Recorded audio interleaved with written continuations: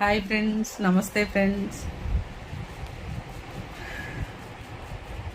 Road మీద rule అన్నీ మారుతున్నాయి కానీ ఈ రూల్ మాత్రం మారతలేదు ఫ్రెండ్స్.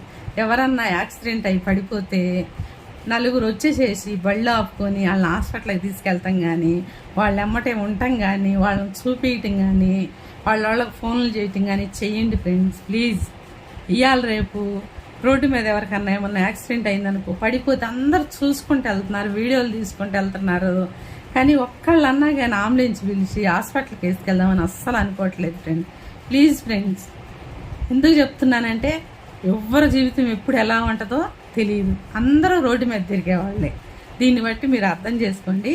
మీ లైఫ్లో మీ కళ్ళల్లో ఎవరన్నా కనపడితే యాక్సిడెంట్ అయ్యి ఖచ్చితంగా అంబులెన్స్కి ఫోన్ చేయండి.